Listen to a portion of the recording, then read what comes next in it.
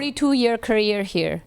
Many, but not all of the individuals who have benefited from his generosity and intellect are present in the room. But many are not. They are joining us live by YouTube. Thank you all for being here in person or virtually. When I came to the bittersweet realization that Al was retiring, I requested him to deliver a public lecture.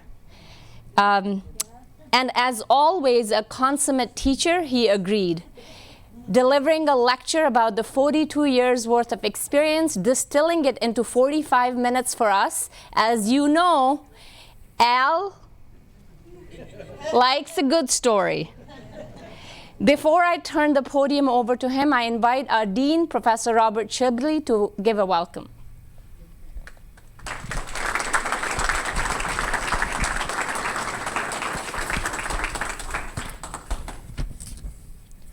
Let's do it again. Good evening. Thank you. I have a short essay here in the way of a welcome. I thank you all for joining us. I know it means a lot to Al. It means a lot to us. I look across the faces here and see many, many friends of the school, many of you who go back well before my time, as did Al. The essay I'm going to read to you is The Essential Al Price. Al Price came to the School of Architecture and Environmental Design in July of 1977, just as we were preparing to move into Hayes Hall. Hayes Hall, by the way, has now been named by our president to be Bob's house. I don't buy that, but I was kind of touched. Harold Cohen was in his third year as dean, so it's really Harold's house. George Anslovicius was beginning his work to earn the first accreditation for our architecture programs. And Himi Jamal was writing the proposal for what would become the Master of Urban Planning degree. Ed Steinfeld and Hiro Hata would join the faculty the following year.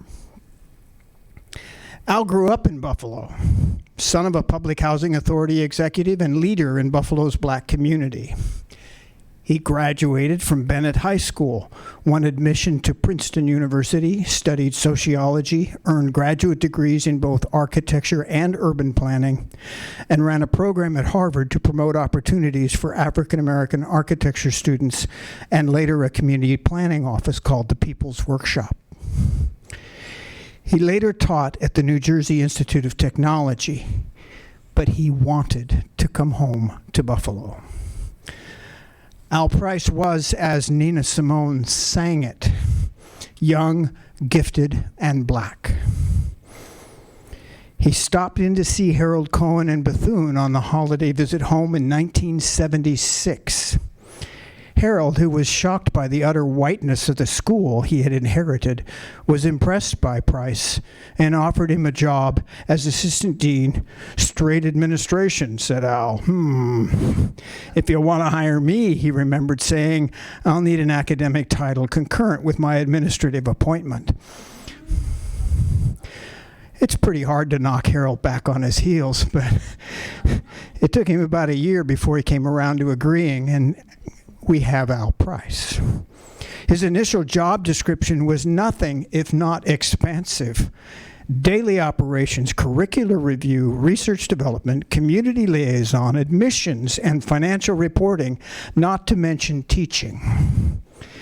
There were no associate deans, no development officer, no enrollment manager, no IT manager. There was little IT to manage. I remember those days. There were hardly any secretaries. Al was it. And he did it all. He taught one course a semester. He participated in community-based projects like the retrofit of the Kenfield-Langfield housing development and all the rest. When Harold went on sabbatical in 1980, he appointed Al as his interim dean in his place. Given who'd been holding the store up with Harold all that time, it's hard to imagine anybody else doing it. In 1982, he was promoted to associate professor with strong support from Professor Cohen. He stepped down after 7 years as Associate Dean to focus and ramp up on the fledgling MUP program. As a housing specialist, he was at the core of the enterprise. An essential representative of the knowledge in the field, he taught housing and social policy. He led graduate planning studios. He taught a course entitled Financing Urban Development, which was the school's real estate development program before there ever was a real estate development program. Al also filled the role of big picture urbanist. He taught a general education course pitched to undergraduates across the university in a late incarnation entitled Design of Cities. Just a simple slice of history from 10,000 BCE to the present.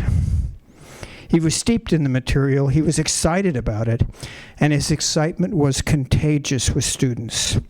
Al understood that entering students was a means to the end of teaching students, of reaching them. Entertaining students, forgive me. Surely many of those undergraduates looking for a path found their way into our programs because of Al's enthusiasm for cities. Certainly teaching a big enrollment course to all those non-majors helped the school in the revenue department. And he won recognition for his teaching repeatedly over those years. A lot of Al's teaching, however, was one-on-one, and he spent plenty of time consulting with students during office hours. In 1988, Al took over as interim chair in planning following the departure of Jay Stein, and served his own 3-year term as chair immediately after that, a crucial period of growth for the department more than a decade later. He stepped in again as interim. In the institution where faculty are rewarded for focusing narrowly on their own work, Al Price put much of his energy into ensuring the success of the collective enterprise. What we have achieved as a school has depended on his contributions and people like Al, most specifically by Al, to the greater good. He was always there to do what needed to be done. As much as anything, Al Price has been a good friend to me and to many others. In some ways, this is the best measure of any person. We are engaged in a great collective enterprise of learning, and it's vital to have friends to share the work. Al Price has been that always. So thank you, Al, for your stewardship of our enterprise, for your teaching and your service to our community, and for your friendship.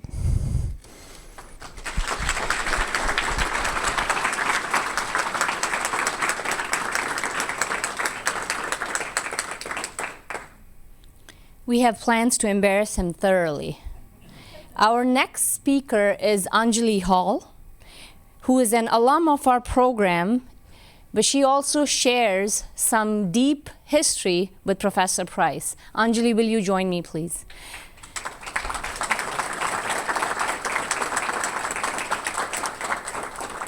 Like Professor Price, Enjoli is a lifelong Buffalonian and also a graduate of Princeton, although she is switching her institutional affiliation and heading to MIT for her PhD in the fall. And she has something to say. Thank you. Good evening, everyone. I am honored and humbled to be here this evening to share some reflections on the impact and legacy of Professor Alfred Price. Al Price is many things: a brilliant scholar, astute practitioner, a wonderful teacher and mentor, and a treasured friend. He has inspired and encouraged thousands of students with his profound insight and candor. In my view, he embodies what the legal scholar Derek Bell refers to as leading a life of ethical ambition. That is to say, modeling courage and conviction, integrity, and a commitment to exploring hard questions about inequality. I graduated from the Master's in Urban Planning program here in 2017. Professor Price was my instructor for development finance, and he was also my academic advisor. He taught me the ins and outs of how to read a pro forma. We dug into examples of housing developments that he actually worked on here in Buffalo. We talked a lot about the low-income housing tax credit program and evaluated its potential as a tool for affordable housing development. We'd often sit in his office, itself an exquisite archive of Buffalo planning history, and have extended conversations about urban inequality, affordable housing finance, and the Black intellectual tradition. Large maps of Buffalo census tracts adorn the walls, a literal backdrop to our conversations about the city. Professor Price would talk passionately about social justice, as well as the joys of art and international travel, modeling a really vibrant intellectual life that I looked up to. Beyond the worlds of project finance and social policy, Professor Price also helped me obtain fellowships to support my graduate education. He helped me identify internship opportunities, and even more, he helped me kind of understand and frame the challenges that lied ahead in my own career. In all things, he encouraged me to have a clear sense of direction, a rigorous work ethic, and a devotion to building community. He cut through the nonsense, making complex arguments elegant and clear in only the way that he can. He demanded students to be citizens of the world. It's not sufficient to just crunch the numbers, it's also really important to be an active and constant reader of books and articles as well as your environment. Now, I would be remiss if I didn't make reference to a certain orange bubble in New Jersey. You see, before I was here at UB, like Professor Price, I was a Princeton Tiger, although we were in slightly different cohorts. There are some things you should know about our alma mater. You should know that few people from Buffalo attend Princeton, and even fewer come back. You should also know that Princeton was the last Ivy League institution to open its doors to Black students, and that when Professor Price walked through those doors in the 1960s, it was at a time when racial tensions in our country were extremely high. Finally, you should know that in our orange bubble, it is the norm to go to Wall Street, not Main Street. It is the norm to shape federal policy in DC, not to implement it in cities across the country. It is the norm to turn your talent and attention to poor communities in other countries, not those in your backyard. At most elite institutions, they will say, Buffalo, why that place? Urban planning, why that profession? To which I can imagine Professor Price would say, well, why not this place? It's a good-sized city to actually do something. And why not this profession? It's challenging and it's meaningful work when you do it right. His work is a reminder that we are called to something bigger than self-interest and personal reward. That working to better one's community is as important as prestige and visibility. Professor Price exemplifies what this program and this profession is at its best. We're visionary, but we're pragmatic. We're critical, but we're compassionate. We can articulate the challenges and opportunities of a community in both numbers and prose, fluent in the language of project finance as well as power and privilege. All of this underlined by a commitment to the poor and marginal in our society. Now, if that seems like a tall order for one person, Professor Price shows us that it can and must be done, and with copious amounts of style and wit at that. I believe that many of us come to planning, especially here at UB, because we recognize the need and value for these kinds of well-rounded people to help build consensus and plan for the future. But often we enter programs and jobs and we become discouraged. We find that planning and design are often disconnected. Technical skill sets sometimes seem divorced from our true passion and purpose. Conversations around equity and inclusion don't feel concrete enough. Thank you, Professor Price, for flying in the face of these false dichotomies. You showed us it could be done and you demanded the same of us. You held us to high standards of excellence both in the classroom and beyond. We are losing a giant here at UB, and I'm not sure if we ever truly deserved him.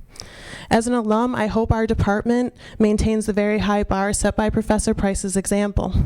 I hope our school community interprets his retirement as an occasion to revitalize our commitments to marginalized communities and to the professional development of our students. I know that I will.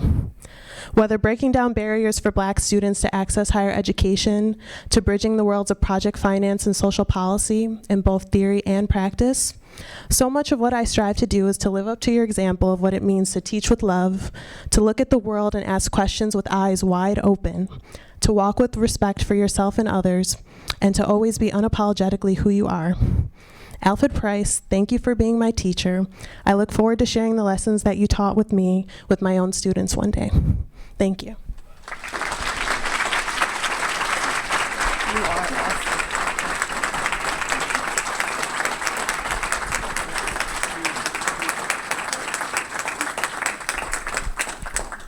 No sitting for you. It's your time.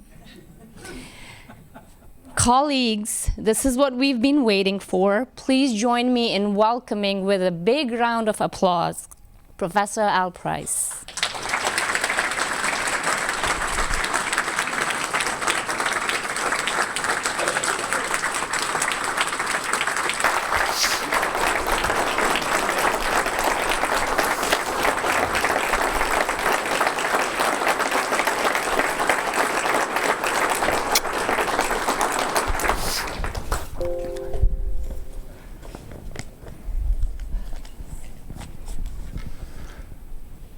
I think I'm wired. Oh, sorry. Thank you. No, Matt's got me covered. Started to open by saying, unaccustomed as I am to public speaking. Let me say that most of my students and former students who are here would be appalled that I actually scripted myself. The notebook generally is here, and that's the way I work.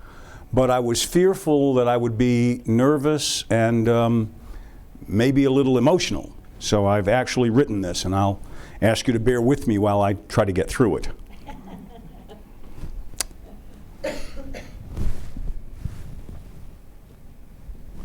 That was supposed to be the projector mute. That's okay. We're fine. I know where I am. So I want to thank all of you who put forth the effort to attend this evening. Billed is my last lecture, although I fervently hope that that title is not to be taken literally. First of all, particular thanks are due to my dear colleague, Professor Samina Raja, to my friend, Dean Robert Shibley, to my old and very dear friend, Dean Emeritus Harold Cohen, to Professor Dan Hess, my friend and department chair. And I would be very remiss, I didn't know until very recently she was on the bill, but Enjoli Hall, thank you. I'm astonished and amazed by what you had to say about me. I also want to thank Doug McCallum and Rachel Tiemann, who were instrumental in helping organize the presentation. They are wizards with the technologies. And the other longtime person in the department who is here, I don't know where she's sitting, there she is, Donna Rogalski, who many of you remember as department secretary. She just retired a couple of months ago, but Donna and I go back to her very first day on the job at UB. I actually helped to train her. And she retired about 2-3 months ago, and I told her, you could have hung around a couple of months. We could have done this together. So I'm glad we're going out at the same time, Donna. I want to thank all of my students and my former students who made a point of being here, and of course my many friends and colleagues. Thank you to you all. When Bob Shibley and then Chair Ernie Sternberg invited me out to a fancy restaurant for a sit-down lunch about 1.5 years ago, among other things, asked what I'd like them to do upon the occasion of my retirement. I responded, nothing special, please. Just invite friends and colleagues and the many alumni who it has been my privilege to teach to come to the final scheduled lecture in my Design of Cities course. And then afterwards we'll have wine and cheese out in the hallway and everybody will go home. Clearly my wishes did not prevail. Samina explained to me the concept behind the last lecture. And when I told my wife Barbara, she said, oh, Alfred, that's so very nice. You know, you can Google that phrase, the last lecture, and learn all about it, which I did. So for those of you who, like me, are unaware of the origin, the phrase derives from a popular professor of computer and electrical engineering at Carnegie Mellon University, who, when it was discovered at the tender age of 46, he'd been diagnosed with terminal pancreatic cancer. He agreed to deliver his last lecture open to the entire university community to share what lessons he had learned about what is important in life beyond the narrow confines of his academic discipline. Now, I'm not aware whether Samina and my wife were engaged in wishful thinking or whether they took like any extra insurance policies, you know. I certainly hope not. So, second of all, let me say to everyone that I have not thus far been diagnosed with any terminal illness. If I may quote no lesser an authority than the late W.C. Fields, rumors of my premature demise have been greatly exaggerated. This is the same guy who, when he did expire, had the following words inscribed on his gravestone. Personally, I'd rather be in Philadelphia. As it is, I am perfectly happy to be retiring here in Buffalo, and I hope to be of some continuing value to my colleagues here at the School of Architecture and Planning, and across the university, and of course to our local civic community. I have always used slide images in my lectures in order to provide concrete examples to my students, hoping that, a picture being worth 1,000 words, they would see the point I was trying to make and be able to connect to that. So once PowerPoint got developed, this old dog learned a new trick. And that meant I could put images up in TypeScript, which they could jot down, right, and then see pictures of what I was talking about. It all worked very nicely. Now, time is far too precious for me to deliver an academic lecture. That is not my intent. But I did want to share with you 2 slides that come from my teaching that capture in a very few words the core of what I have labored to instill in my students. The sentiment that you see on the screen, in my judgment, is at the heart of planning. We will ever strive for the ideals and sacred things of the city, both alone and with many. We will unceasingly seek to quicken the sense of public duty. We will revere and obey the city's laws. We will transmit this city not only not less, but greater, better, and more beautiful than it was transmitted to us.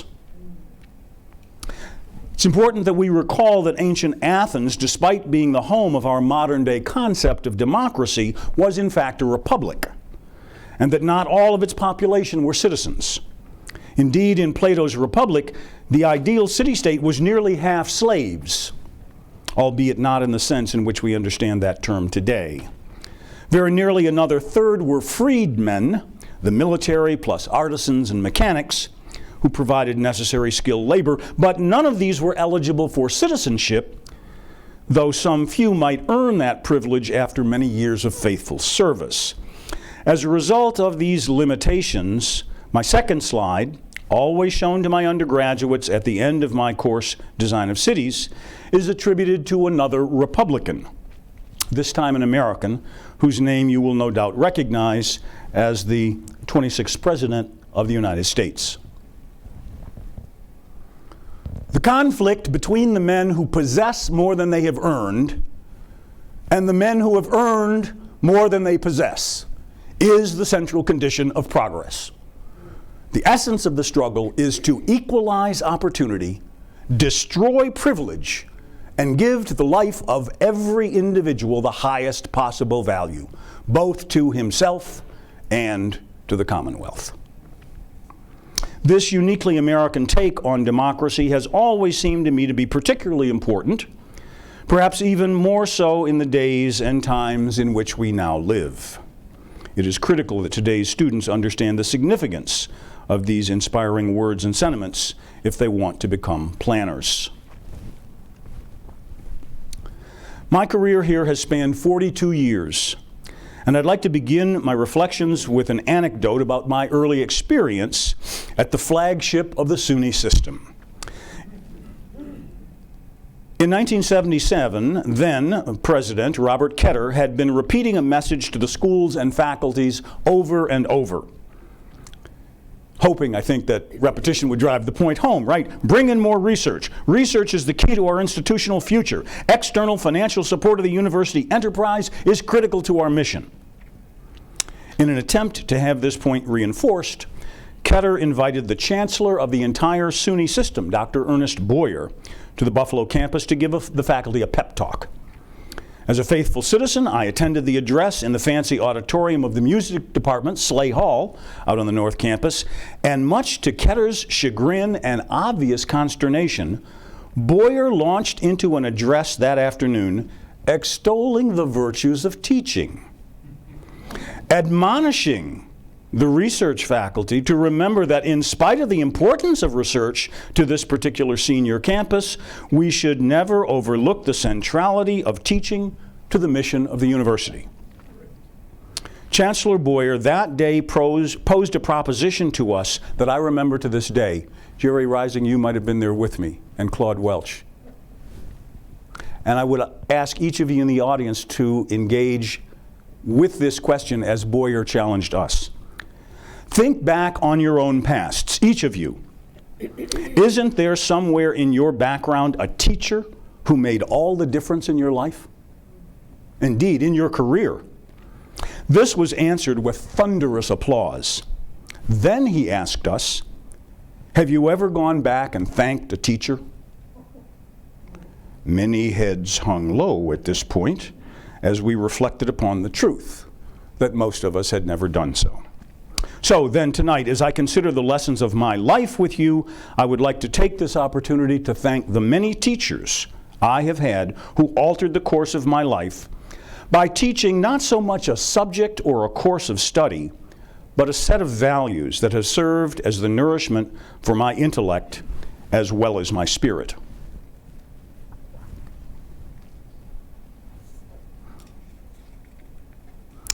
As with most of you, my very first teacher was my mother, but more about what I learned from her later.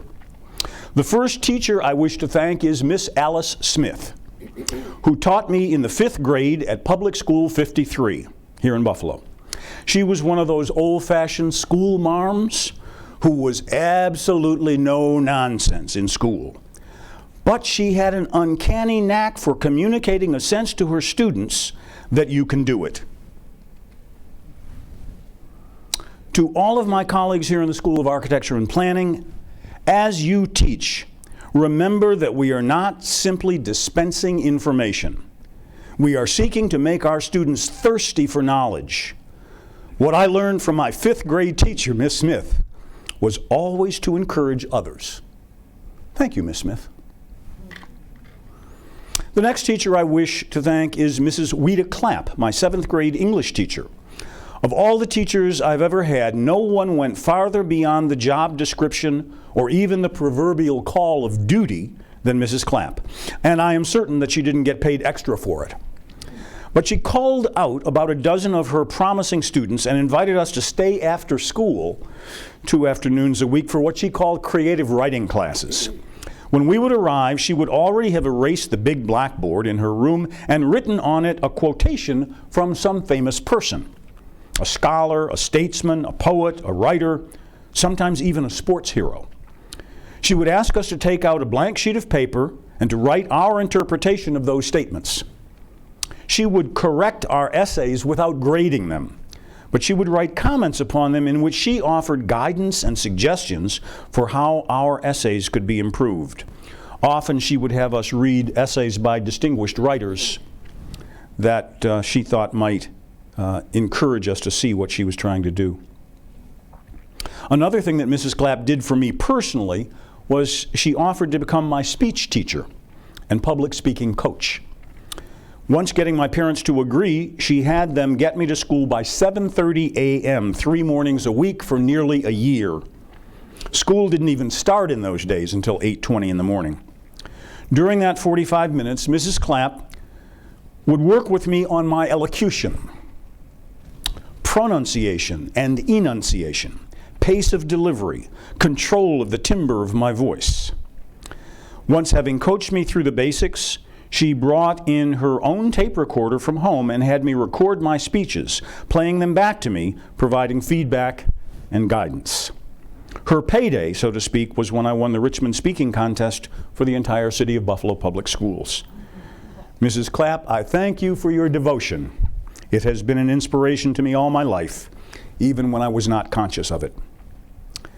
The next teacher I wish to thank is Mr. Dan Kublitz, who taught public speaking and drama at Bennett High School.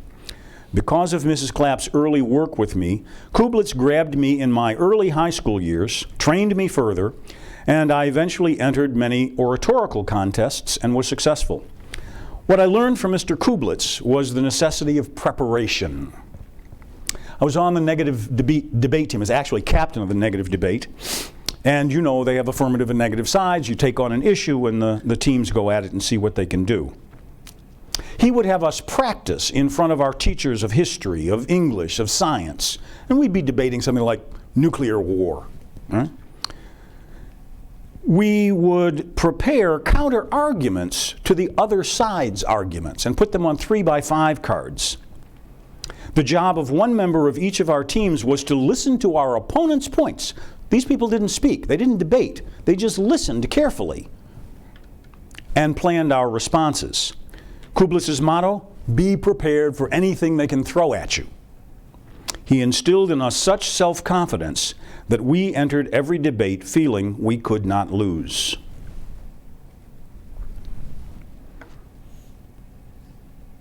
Later in my life, I would read Virgil's Aeneid. And the line from that work that stuck in my head was, they can because they believe they can. And Enjoli, that's a sentiment I shared with young black high school kids all over the northeastern United States. They can because they believe they can. Thank you, Mr. Kublitz. The next teacher I want to thank is my high school humanities teacher, Mrs. Elizabeth Neuschel. To get the attention of her honors program students, she convinced our high school principal to let her throw out the conventional wooden, you remember those wooden desks with the metal thing and the thing went up and down, right? She got rid of all of those and brought in tablet armchairs like you'd have in a college classroom. Talk about an environmental designer. Neuschel changed the attitudes of us, her students, just by having us walk into a classroom where we felt as if we were already in college.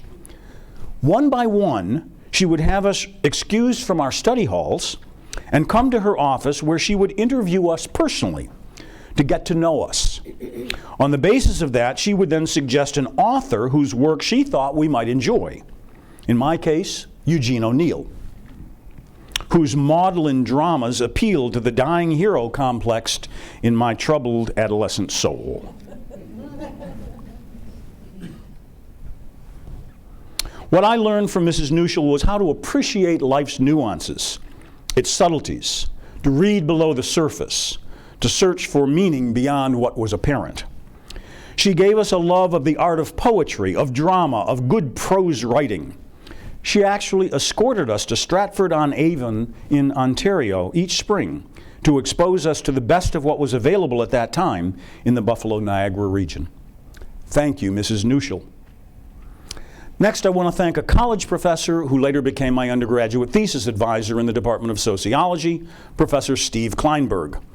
What Steve instilled in me was inquisitiveness. As a classroom instructor, Kleinberg had a knack for explaining the inexplicable. His course in social psychology was, to me, a complete eye-opener. Most lecture classes at Princeton in those days were fairly small, maybe 100 students at most, the average being about 50 or 60, with the exception of freshman 101 classes. Kleinberg's teaching was so extraordinary that the university used to have to seat his classes in the auditoria that were reserved for distinguished speaker series. I mean, that seated thousands. It was ridiculous, right? To this day, I can remember details of principles that I learned in Steve's classes. Thank you, Professor Kleinberg. Next, I wish to thank another Princeton undergraduate teacher, Suzanne Keller, also a sociologist. At the time, she was the only woman full professor on an otherwise all-male campus. And as you can imagine, she would have to have been. She was an extraordinary teacher, researcher, and scholar. Following my graduation, I took a job teaching at the then newly created New Jersey School of Architecture at NJIT, and Professor Keller was instrumental in seeing that I was invited to become a member of the visiting committee to the Department of Sociology at Princeton. At a meeting of that committee during my first year of college teaching, Keller asked me privately about my experience at NJIT. When I commented that students at NJIT weren't of the same caliber as Princeton students, she immediately admonished me that I was never to demean any student who I was teaching. Never, ever to place myself above them. Teaching, she explained, is a sacred duty, and my job was to advance the knowledge of each and every student committed to my care, and to assist each in achieving his or her goals. In the same way that a physician does not stop to ask the level of ability of an injured person. Their job is to heal. In our case, to educate, not to pass judgment. Thank you, Professor Keller, for that important lesson in humility.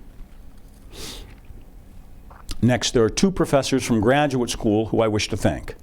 The first is Hanno Weber, with whom I studied architecture, in particular the design of social housing.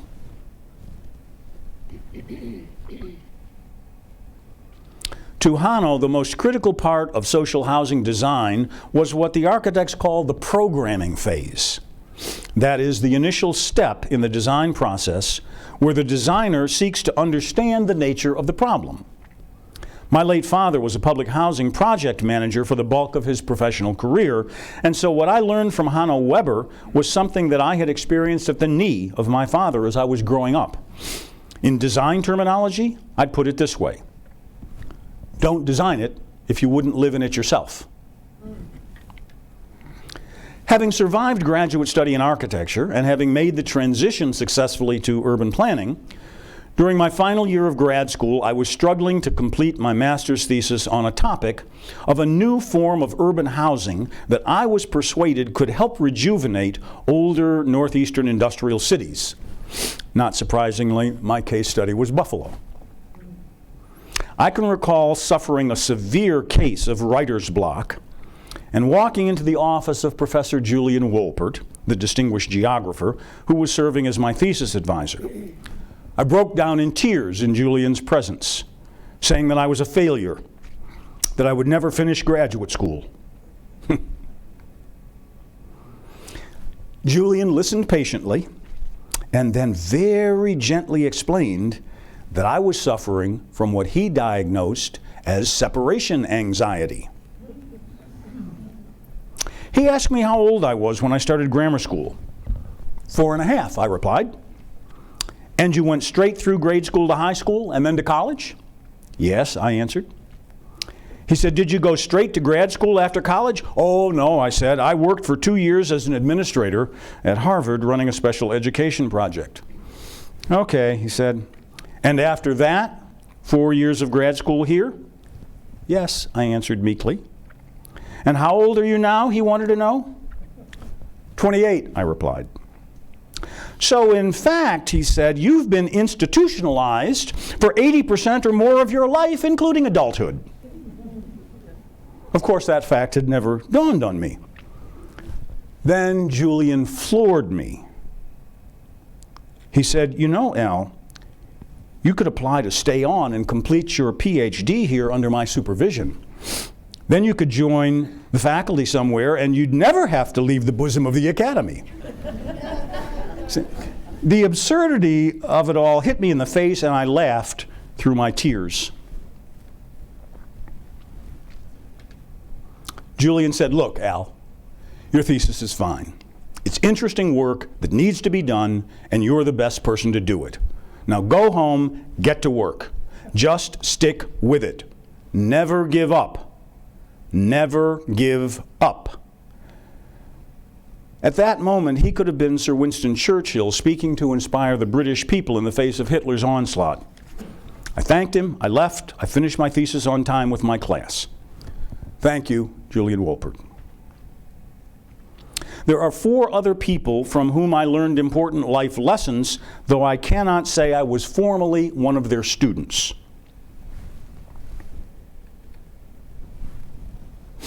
The first of these is a man named Harlan Thompson, my first boss when I was fresh out of grad school.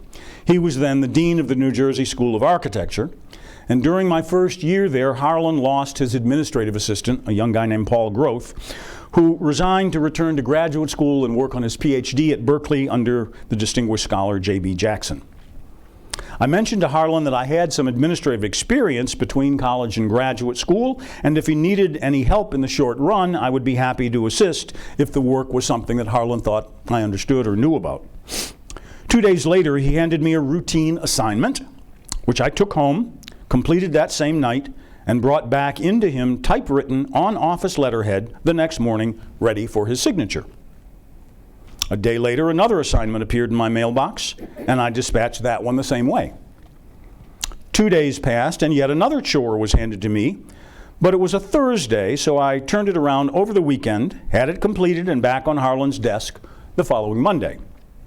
That same Monday night, Harlan invited me out to dinner and offered me the opportunity to become his assistant dean, keeping my faculty rank, by the way.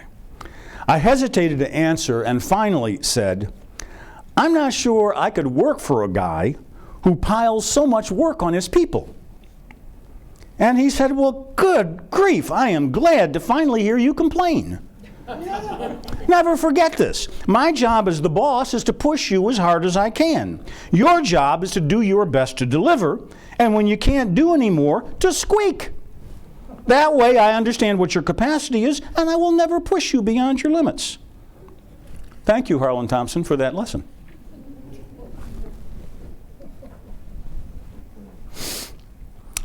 I want next to thank the best boss I ever worked for, Dean Harold Cohen here at UB. I understood that part of my job was to assist him, and by extension the school, by helping generate external funding to support our work. As someone pointed out earlier, I started my job here on July 17th, 1977. The first externally funded contract I brought in was in September of that same year.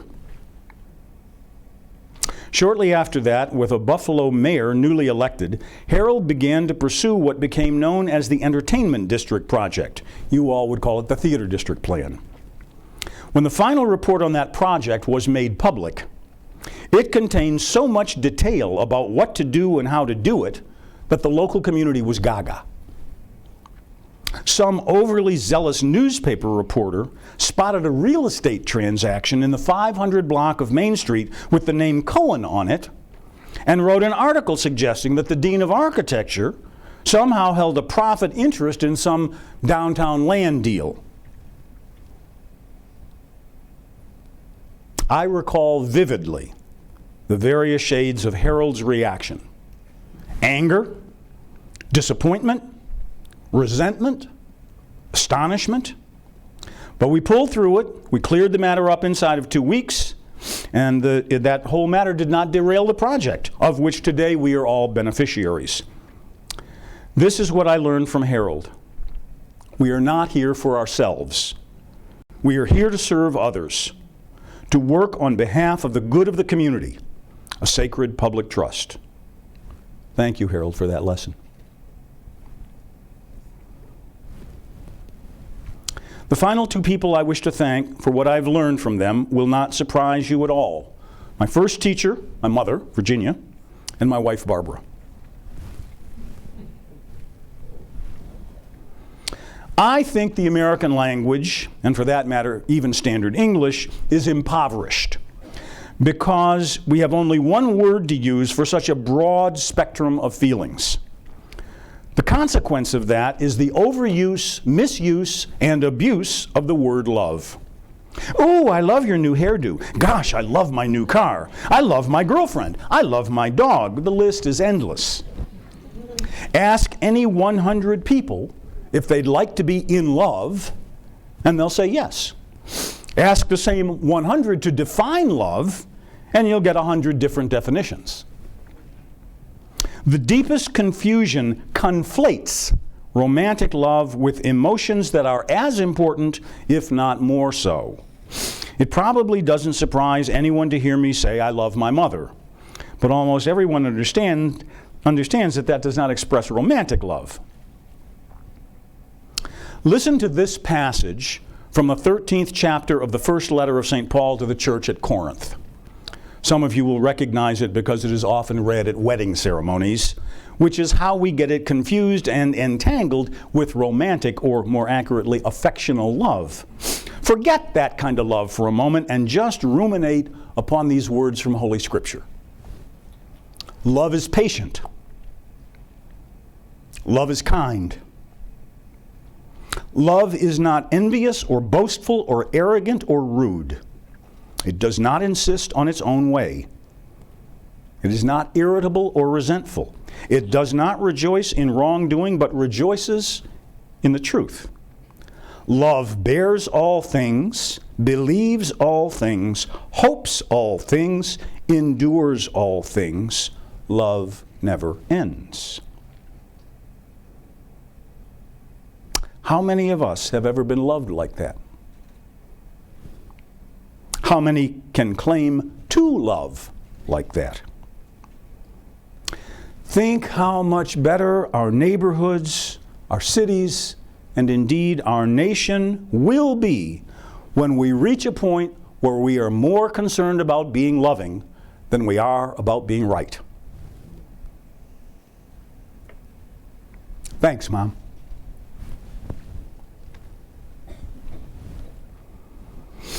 Finally, I want to thank my wife Barbara, from whom I have learned the lesson of forgiveness.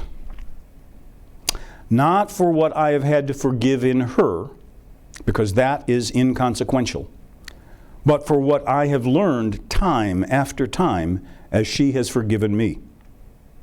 None of us is perfect, and we should not hold ourselves to an unreasonable standard. While it is sometimes hard to forgive others, it can be even harder to learn to forgive ourselves.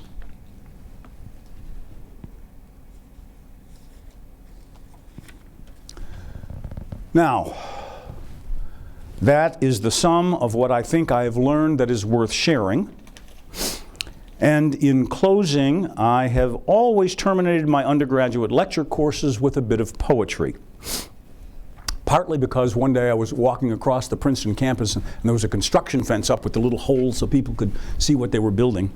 And someone had scrawled in little tiny ink script a quote from William Carlos Williams. "It is difficult to get the news from poems, but men die needlessly every day for want of what is found there."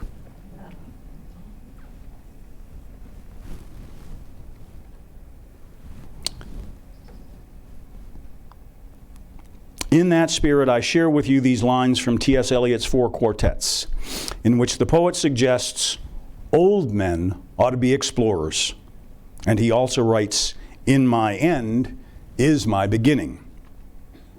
The final poem in the quartets is titled Little Gidding, and it begins its final section with the words that you see on the screen.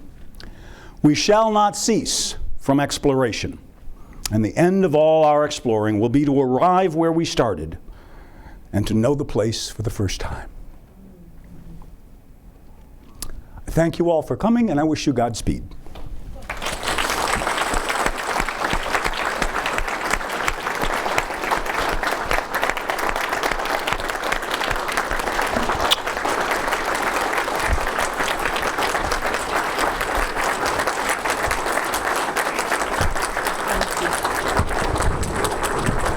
You're not going to have to answer questions.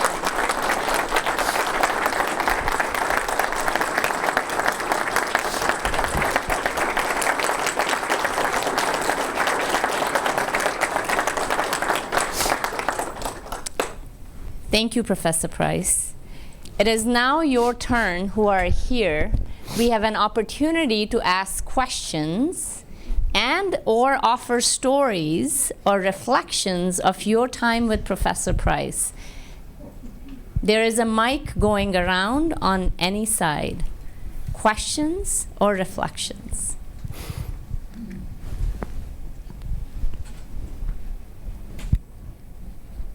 I know people are waiting to say something. Thank you very much. My name is Eve Holberg, and I had the distinct privilege of being recruited to this school by Al Price. I was floundering as a newspaper journalist, and somebody said, you know, you should go to planning school. And I came here, and Al had me all set up before I'd even left the room. And I had the distinct pleasure of working with Al as his graduate assistant. And the thing that I learned most valuably from Al was not to be afraid to stand in front of you and smile and say what was in my heart. Al, I am forever in your debt. You want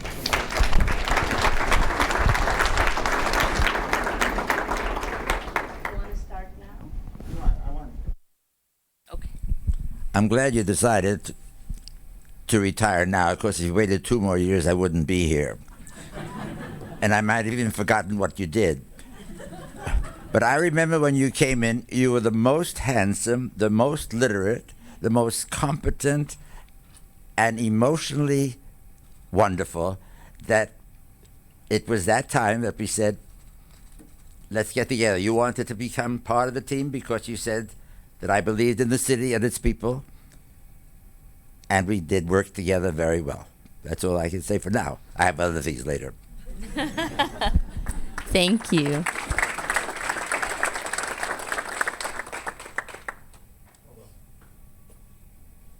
Hello, Al. My name is James Morrell. I was a student here back in '88. Al was my thesis advisor. I graduated out of Harold Cohen's program. In an exit program, Harold Cohen said, "You are not an architect. You are a planner. Go upstairs and see Al." So I went upstairs, and 2 great years under Al, and he was my thesis advisor. And I handed in my first draft with a spelling error on the first page. He caught it and handed it back and would not read the rest. So I will say thank you.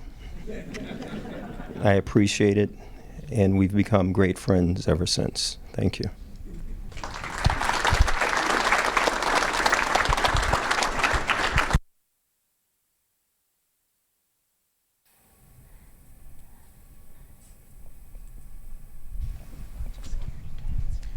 Al, there are a lot of things, but one thing in particular, and I have mentioned this to you before, but I took financing, I think it was called Financing Urban Design at the time, Financing Urban Development. And it was really a lot of fun. It made me work with numbers, which is something that I don't kind of take to normally, and so just to be able to show a little bit of proficiency with that, and so, but all the explanations, all the the economics, we started with Homer Hoyt and concentric zone theory and all of that stuff was really great, and so I graduate, I go on, I get a PhD, I go off to teach at Texas Southern. And I frankly just stole that course. So really was not very much different from the way that you taught it. I did have the advantage of calling on guest speakers from the Houston area real estate community, which was a plus. But the bones of the course were the same. So for that, thank you.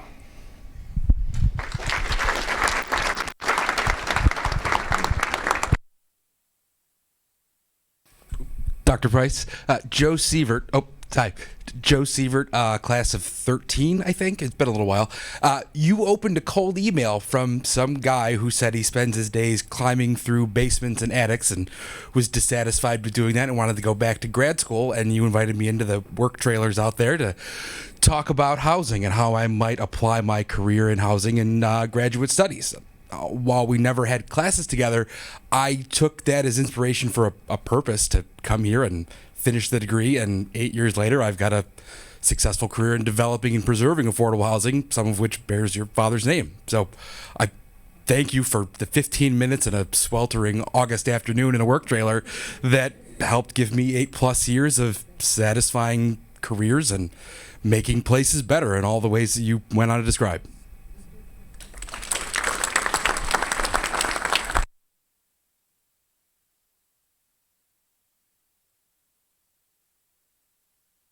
I'm hoping for exercise around the room, so I hope other people have questions, comments. So I know there are a lot of, Professor Krishna, go for it. Would you please also say who you are, because we have a lot of alums who don't know everybody? Sure.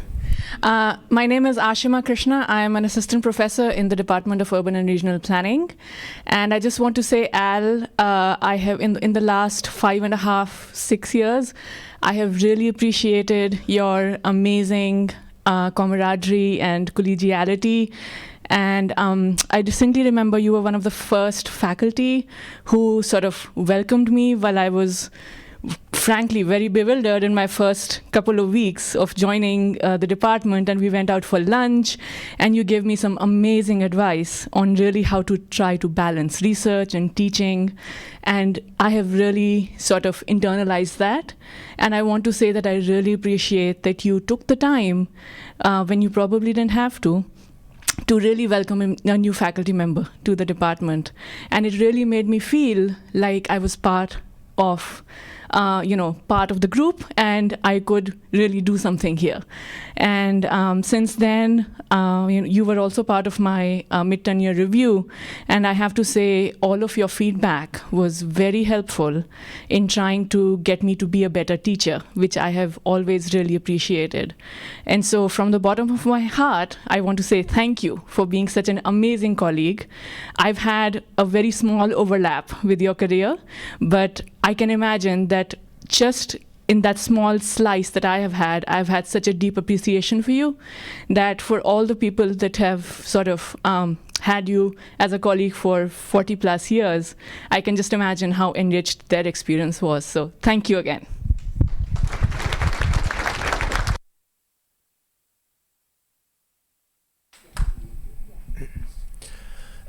Hi, my name is Bart Roberts. I am a former student of Al Price.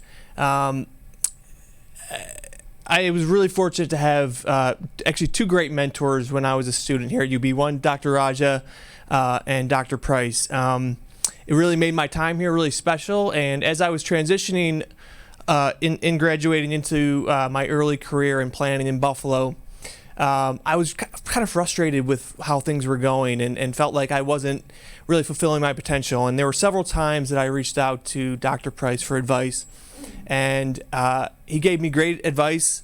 I didn't really listen to it. And that being said, I think in my own way, I did certainly take it with me, and it's helped me guide professional decisions that I've made throughout my career. So I'm forever in debt to you for your great wisdom, and I don't think anyone could give a lecture with their hips the way you could.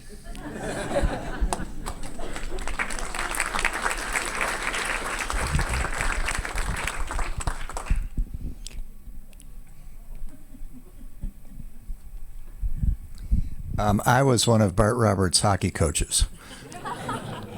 I want to thank Al for a very personal thing. There are a number of us in this room who are members of a group called the Pundits. We meet the second Monday of every month from October through June, and we read papers that we've written about other than our professions. And for a decade or so, Al has been our secretary. And every time that those papers are given, them 17 of them a year, Al writes the minutes. He's part of the glue of the Walter Mitty experience that a lot of us have on those second Monday nights. And when I lost my wife in 2016, he reached out to me in a very spiritual way that I have always appreciated. Bob Shibley is also a member of the group, and there are 6 or 7 people here tonight who I think are very grateful for the glue factor that Al provides to this admittedly very sexist men's group. I want to thank you, Al, personally for being there when I needed you. You may remember a conversation we had. I was chairman of the capital campaign for the Darwin Martin House restoration, and we were kind of right in the middle of the end of that when Connie died, and you came and put your arm around me and told me to get back in the game, and I always appreciated it. Thank you.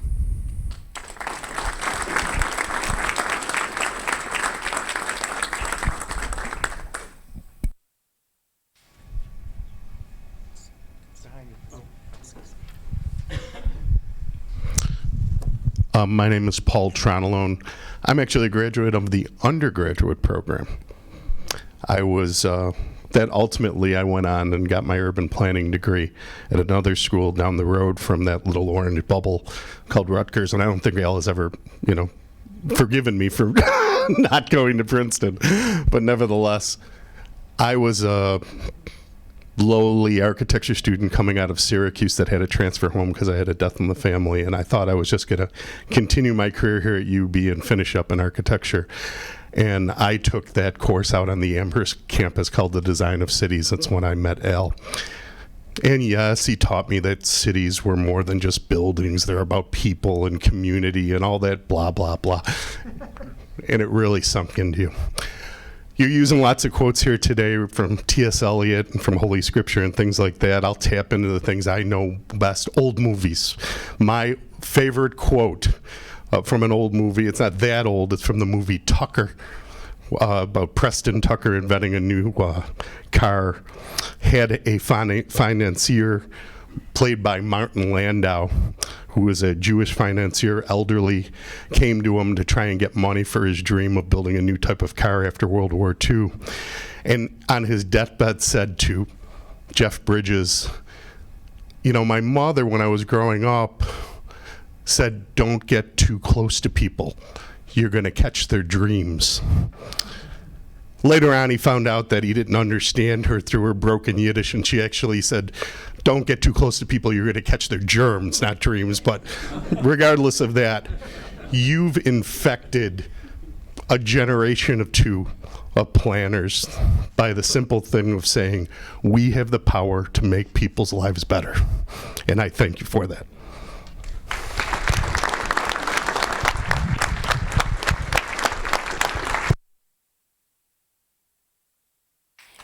I'm not sure how it happened, but Al finished his lecture before time. So we have an opportunity for more comments and reactions if others have. We do have a guest who is going to speak, but I want to make sure that if people are moved to share what's in their heart and mind, please do so now.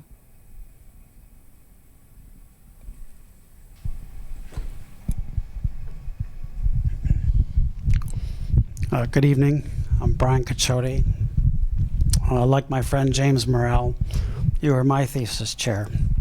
And the one thing I took with me every day for the first 17 years of my career, I've since changed gears, but I moved on to different adventures, was a lecture that you had given one day that told many of us in community development, especially in our community, that it was the ultimate game of patience. And that has struck me ever since. One of the phrases that you used was to be steeled by your convictions. And that has stayed with me ever since. If you perfectly and compassionately believe in what you're doing, then the ultimate game of patience and community development will not defeat you. And that was a perfect lesson, probably one of the best lectures that I ever attended. On a personal note, it's with mixed joy and sadness of your departing for your retirement. I have two mentors in my life, both ironically, or not ironically, coincidentally, from Princeton, the late Paul Kurtz and Professor Al Price. Thank you so much.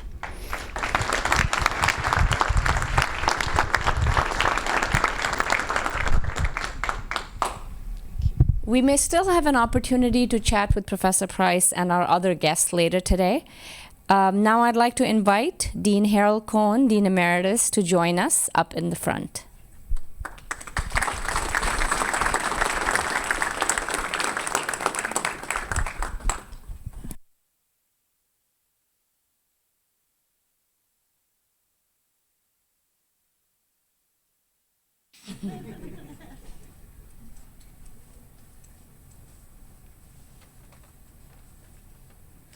Before I talk about, oh, where's the speaker? Okay, sorry.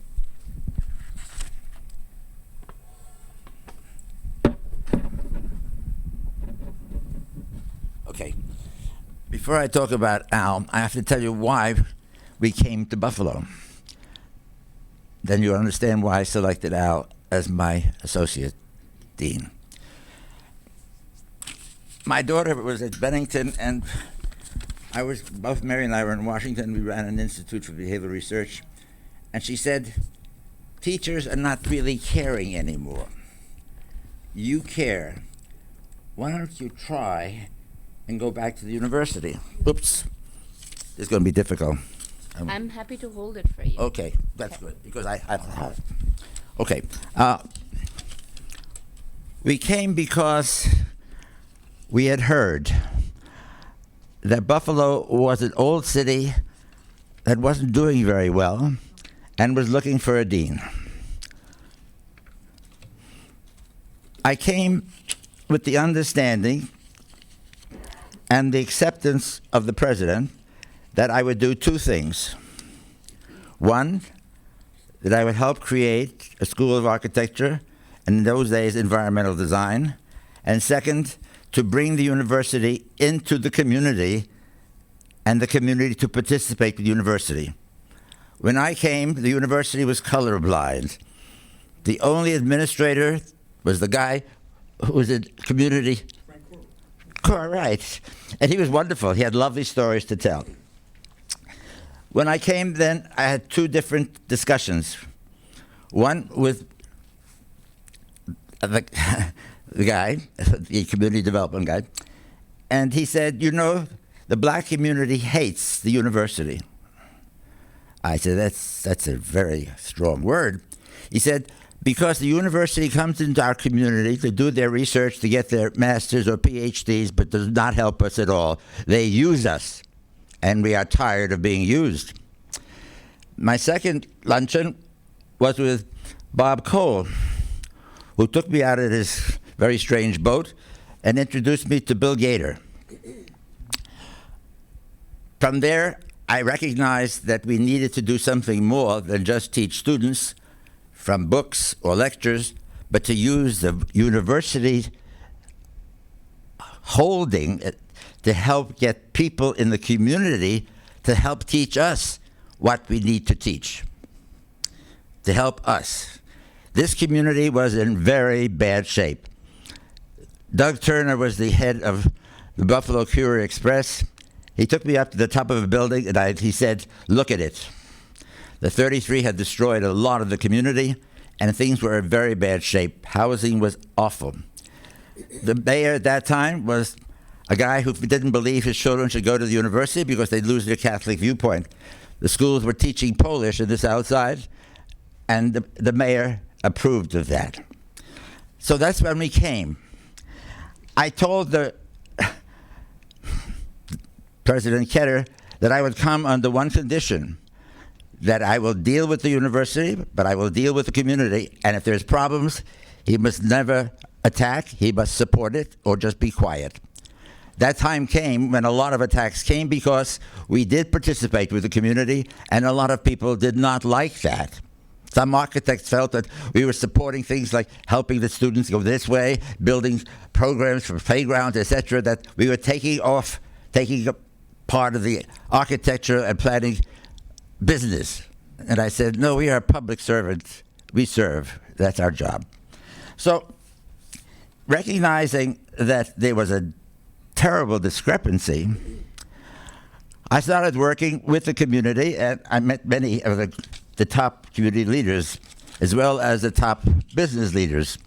There was a luncheon done by, let's see, where's my name? Oh, Lou Harriman, who was then at the bank, whose uncle was the governor. And I said to him that I cannot come to the city unless I get the support of all the powers that are here, because without the control and the ability to deal with the city, I can't teach. Like the medical school needs people, we need the community. So he called a meeting, and they had all the big shots. There's no question about that. We had Mr. Knox, Mr. Goodyear, Rand, et cetera, et cetera. And when I said, I need your help, there was silence, except all of a sudden, Mr. Knox, old Shorty Knox, got up and said, you will have it. And then everybody said, oh, okay. And he did. He did. So what happened was that I got more involved with the community than I expected, and my poor wife had to do every other Monday. We had a meeting with Town and Gown, and at that time they gave me $200 to support extracurricular. We met Al, and there's something about him, and also about his mother. I must tell you about his mother. His mother could have been my grandmother. She looked like a nice Jewish lady, really. And Al reminded me that his father got into Northwestern University because he looked so white.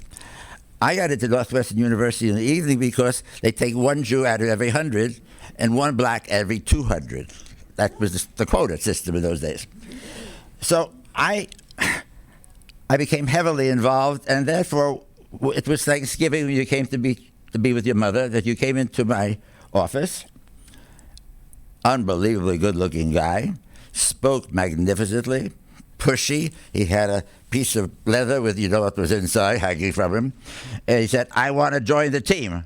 I said, "Oh, sit down," and we talked, and there was something wonderful that happened that remained forever. He became part of our family, and we became part of his. So all the things that we wanted to do, we did together.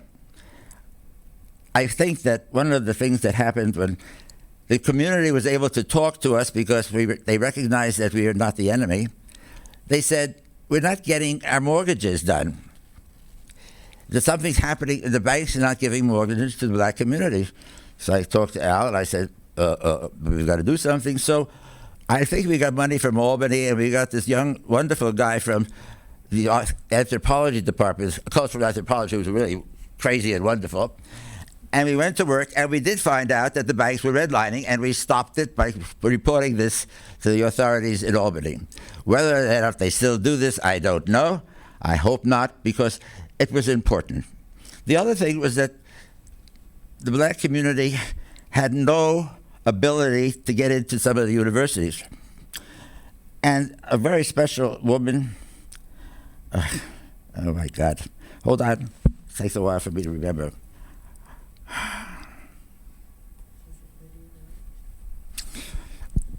Anyway, a wonderful black woman came and said, "There's no educational opportunities for our kids in the city." Yeah. No, the other, anyway, so I had an opportunity to be sitting next to the old senator, the old sociologist senator, and I said to him, "There is this federal building that sits empty, which is the post office." And he said to me, "Why do you want it?" I said, "I think we should produce a school for the community right in the center." And he was really very, very good. He got me the whole building for $1. And then I took the woman, she was a wonderful woman. No. A wonderful black woman who was attacked by the black guy who was... just a second. I thought I had it down here. Just a moment. I don't have all my marbles in place today. Let's see.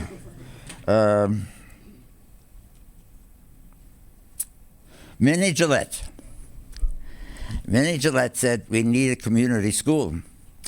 And so with the dollar and with the ability to have that building, Minnie Gillette and I went to the county executive meeting, and we said, "We want to build a school, and we need the money." And at that time, he was the executive director, and he ended up being, I think, the treasurer or for the state. Ned Reed. That's exactly right. Thank you. His memory is better than mine. In any event, so we did that, and we got the money. But there was great power struggles in the black community. It was not easy for young people to make it. They didn't want to be pushed out. They had blacks work very hard for their positions, and they were not ready to listen to any young people. And that was a problem. which we also took care of by training people at night. And one of those people became a judge here, and she just retired last year. So Al comes in, and we decide that we will do what we wanted to do together. We became a family. I hired Sandra Fasikis, the secretary, and, oh my God, Ruth Bryan, and we formed a great team, and we would work late at night to get things done. He's a fantastic writer, as well as a speaker, become a very good speaker. And so together, we made a big difference, and I don't think I could have done it without Al. He was my best and finest choice. My second finest choice before I left was hiring Will Clarkson as an adjunct professor. I also hired your present dean and his wife, plus a lot of people. And I did that without permission from the administration. I did it by myself. I was a benevolent dictator. Because if I used the university, when we'd say something, remember, they refused to do whatever. And I went in and said, no, you can't do that. And so we were able to keep our library. We were able to keep our building. The president called me and says, come take Hayes Hall before they take it. We took Hayes Hall. The president was very supportive. The first time they offered me the job, I didn't take it. Because I looked at the books and I said, I couldn't support a candy store with the budget you've given me. And I would come only on the condition that I have 10 lines and a budget, and that you keep out of my hair. That nobody do not protest. Well, it do happen that one of the most powerful lawyers, we were working downtown, and a lot of the people didn't like what we were doing, for obvious reasons. And so he went and he came to the president to tell Harold Cohen to stop. And the president said, I can't control him. So I was giving a talk, because I always taught, and I was giving a talk and I got a call. The governor was on the phone. And I can't tell you exactly what he said, but it wasn't pleasant. He threatened that the support for the university is in jeopardy. So I yielded. And that was the first time I yielded because I didn't want the president to be upset. And it didn't matter that much. If it really mattered, I would never have given in. So it was interesting when I finally, Mary and I took our sabbatical, there were people in the faculty who wanted to be the acting dean. And when I appointed Al, there were some disturbances. Because you got George Estevicus from Harvard, you got Peter A. Bannon from the London School, all these big powers, and I gave it to the man who I loved dearly, I knew who would do the job. He sat, and this is the only person of color at the dean's meetings. This university has grown. I don't know what happened in terms of the equality. I don't know the numbers, but we made a difference. And Al took that year, and with his speech and his power, he helped maintain the school. And when I came back, George and the others had made it possible, so we became accredited. So we did do the two things that I promised to do. One was to get it accredited, and two, to make us powerful enough that people in the community, including the mayor, would come to our office to ask for help. That was quite different with when I first came. People respected us, respected Al, and we were able to do something together. And I think in the long run, when something really happened in my family, my children called Al. We were really one big family, and his mother made the best sugared pecans at Christmas, the best. She was wonderful, and as I said, she could have been my Jewish grandmother. I think the important thing about this school was that it still has carried out its responsibility to the community under the leadership of Bob Shibley, who I hired with his wife many years ago. And I'm pleased at that. There are certain things I'm not pleased about, but I don't want to go to that. But I am very happy that the school is very strong and the community supports it, and we've become an essential an essential organization for the city of Buffalo. Thank you.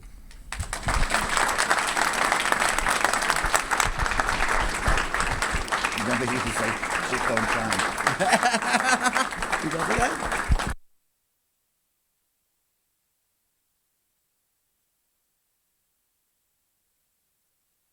Wobbly. Yeah. Thank you, Professor Cohen. Okay.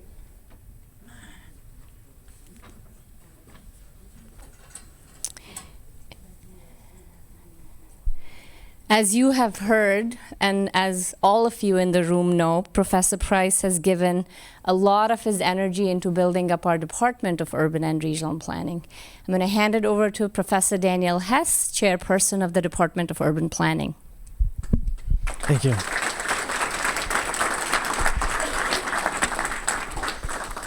Good evening. I've had the good fortune to know Al Price, I think, for more than 24 years now.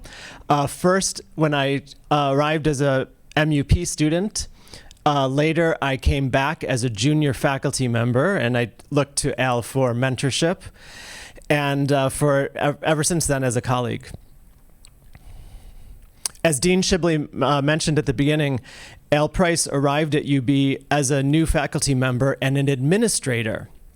It might be unusual for an assistant professor to begin his or her career path as a faculty member and an administrator. He was appointed as assistant dean. Associate dean, yes. Thank you for the correction. But we haven't talked about this too much tonight so far, but this reflects Al's accomplished and easy style of leadership. A born leader, he easily navigates people, policy, and institutions to improve outcomes for whatever he is working on at the moment. Our degree programs, urban planning in Buffalo, affordable housing for low-income groups, or even his golf game. He is a man of strong faith, devoted to serving the Episcopal Church across Western New York and beyond. He is cross-trained as an architect and an urban planner, but we have long claimed Al as a planner, one of us. We do so because of his commitment to bettering neighborhoods and improving housing, and together with the work begun by his late father, he has imprinted on Buffalo a vital legacy. He has vast knowledge of growth, decline, and resurgence in Western New York, and he's frequently consulted by our community leaders.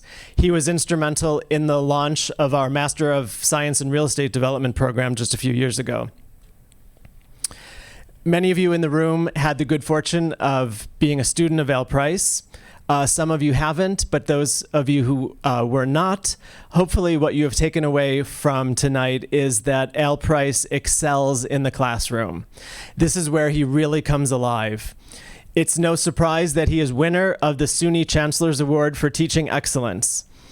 For our department, he took on large teaching assignments, and he provides students also with studio workshop experiences and any other types of courses that we throw his way.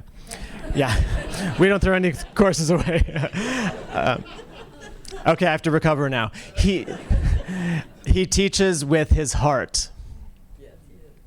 He always has time for one-on-one mentoring and knows just what to say to students to bring out their best work. He has willingly volunteered to mentor early career faculty members in their teaching. This was particularly helpful to me when I began to teach large courses, and also to other faculty members looking to improve their classroom performance. As Professor Krishna said a few moments ago, he calls up new faculty and takes them out to lunch. Very classy. Here is a quote that we often hear from Al. A little bit of background history. This is usually followed by a brief or not so brief recounting of context for the issue at hand. However, I love these moments. His historical notes have helped us maintain our continuity in the School of Architecture and Planning and have kept us from repeating the same mistake twice. His input has also helped us innovate and challenged us to ensure that we are providing top-notch experience for our students. His teaching career has been exemplary. I have long admired Al's patience and wisdom, and I'm proud to call him a friend. We wish him much joy during the years to come in retirement, and he will take a piece of our heart with him when he goes. He won't be far away, though, and he has promised to stay connected with us. He will always have a home here in Hayes Hall. Thank you, Al Price.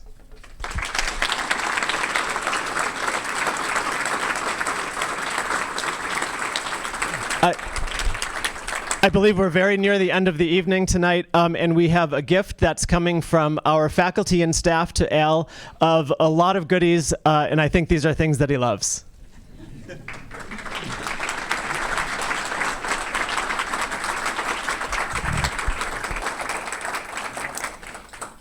We have no intention to end the celebration.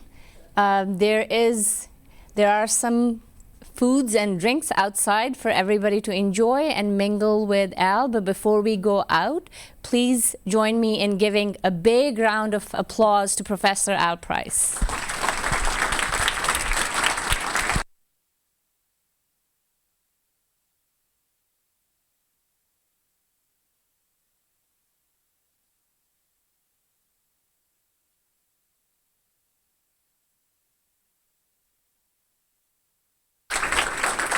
Thank you, Al.